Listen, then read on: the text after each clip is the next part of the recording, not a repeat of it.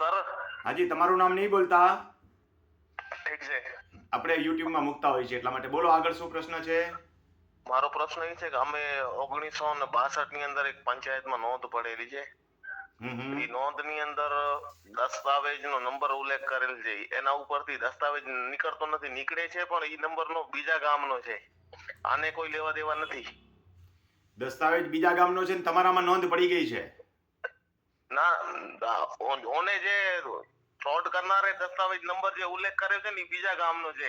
કારણ કે આખા તાલુકાનો દસ્તાવેજ નંબર બનતો હોય ને, એવી રીતે બીજા ગામનો છે. અમારા તાલુકાનો બીજો ગામ છે. આ નંબરનો ક્યાં દસ્તાવેજનો નીકળતો નથી. તો તમારામાં નોંધ શેના આધારે પાડી? મામલતદાર કચેરીમાં કે એવી કોઈ લાલ બુક કે એવી કોઈ હોઈ શકે કે એની અંદર દસ્તાવેજનો ઉલ્લેખ હોય? હા, હોય. તો હવે આના વિશે ક્યાં અને કેવી રીતે લડત લેવી આ નોંધ રદ કરાવવા માટે? નોંધ રદ કરવા માટે તમે મામલતદારમાં કઈ કરી પ્રક્રિયા પ્રાંતમાં કે નથી કરી?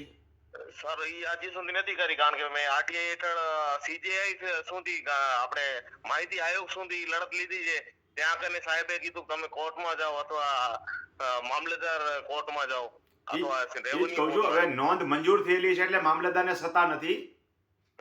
જે નોંધ રદ થઈ હોય ને એમાં જ પાછી મામલતદાર સાંભળે. અપ્રમાણિત કરી હોય ને તો પણ મામલતદારને સત્તા નથી.